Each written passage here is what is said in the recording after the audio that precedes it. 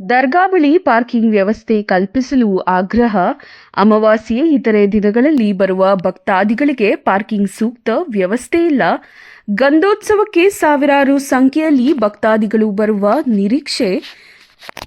ಚಿಂತಾಮಣಿ ತಾಲೂಕಿನ ಹಿಂದೂ ಮುಸ್ಲಿಮರ ಭಾವೈಕ್ಯತೆಯ ಕೇಂದ್ರವಾಗಿರುವ ಮುರುಗಮಲ್ಲ ಹೋಬಳಿಯ ನಂದಿಗಾನಹಳ್ಳಿ ಗ್ರಾಮ ಪಂಚಾಯಿತಿ ವ್ಯಾಪ್ತಿಯಲ್ಲಿ ಬರುವ ನಿಮ್ಮಕಾಯಲಹಳ್ಳಿ ಗ್ರಾಮದ ಹಜರತ್ ಸೈಯದ್ ಜಲಾಲ್ ಕಾಕಿ ಶಾ ಮೌಲಾ ಬಾಬಾ ದರ್ಗಾ ಗಂಧೋತ್ಸವ ಕಾರ್ಯಕ್ರಮ ನವೆಂಬರ್ 6 ಮತ್ತು 7ರಂದು ಪ್ರತಿ ವರ್ಷದಂತೆ ಈ ಬಾರಿಯೂ ಅದ್ದೂರಿಯಾಗಿ ನಡೆಯಲಿದ್ದು, ಈ ಸಂದರ್ಭದಲ್ಲಿ ಸಾವಿರಾರು ಸಂಖ್ಯೆಯಲ್ಲಿ ಭಕ್ತಾದಿಗಳು ಆಗಮಿಸುತ್ತಾರೆ.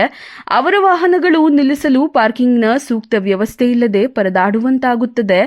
ಈ ಕೂಡಲೇ ವಕ್ಫ್ ಬೋರ್ಡ್ನ ಮೇಲಧಿಕಾರಿಗಳು ಗಮನ ಹರಿಸಿ ಸೂಕ್ತ ಪಾರ್ಕಿಂಗ್ನ ವ್ಯವಸ್ಥೆ ಕಲ್ಪಿಸಿಕೊಡಬೇಕೆಂದು ದರ್ಗಾಗೆ ಬಂದ ಭಕ್ತಾದಿಗಳು ಆಗ್ರಹಿಸಿದ್ದಾರೆ.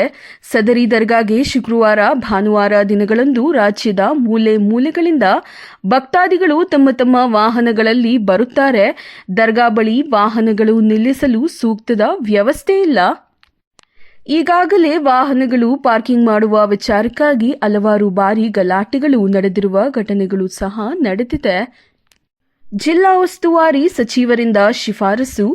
ಇತ್ತೀಚೆಗೆ ದರ್ಗಾಗೆ ಮೂಲಭೂತ ಸೌಕರ್ಯಗಳು ಸೇರಿದಂತೆ ಪಾರ್ಕಿಂಗ್ ವ್ಯವಸ್ಥೆ ಕಲ್ಪಿಸಿಕೊಡುವ ದರ್ಗಾ ಸಮಿತಿ ವತಿಯಿಂದ ಚಿಕ್ಕಬಳ್ಳಾಪುರ ಜಿಲ್ಲಾ ಉಸ್ತುವಾರಿ ಹಾಗೂ ಉನ್ನತ ಶಿಕ್ಷಣ ಸಚಿವರಾದ ಎಂಸಿ ಸುಧಾಕರ್ ಅವರಿಗೆ ಲಿಖಿತ ಮೂಲಕ ಮನವಿಯನ್ನು ಸಲ್ಲಿಸಲಾಗಿದೆ.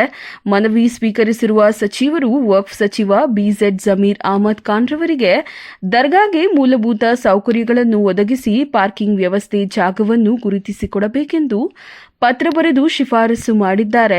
ಈಗಲಾದರೂ ವಕ್ಫ್ ಮಂಡಳಿಯ ಅಧಿಕಾರಿಗಳು ಎಚ್ಚೆತ್ತುಕೊಂಡು ಭಕ್ತಾದಿಗಳಿಗೆ ವಾಹನಗಳು ನಿಲ್ಲಿಸಲು ಪಾರ್ಕಿಂಗ್ ವ್ಯವಸ್ಥೆ ಕಲ್ಪಿಸಲು ಮುಂದಾಗುತ್ತಾರೋ ಇಲ್ಲವೋ ಎಂದು ಕಾದು ನೋಡಬೇಕಾಗಿದೆ.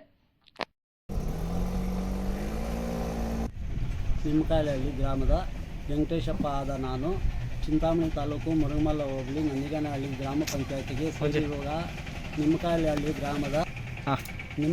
ಗ್ರಾಮದ ಹಜರತ್ ಸೈಯದ್ ಜಲಾಲ್ ಕಾಕಿ ಶಾ ಮೌಲಾ ದರ್ಗಾ ಅತ್ಯಂತ ಪ್ರಖ್ಯಾತವಾದ ದರ್ಗಾ ಆಗಿದೆ.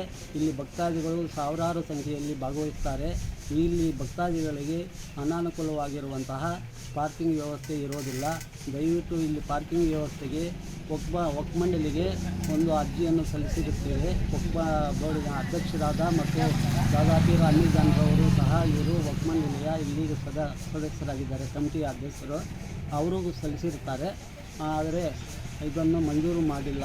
ಆದಷ್ಟು ಬೇಗ ಇಲ್ಲಿ ಊರ ಪಕ್ಕದಲ್ಲಿ ಖಾಸಗಿಯ ಒಂದು ಜಮೀನಿತ್ತು. ಆ ಖಾಸಗಿ ಜಮೀನುದಾರರು ಇಲ್ಲಿ ಏನು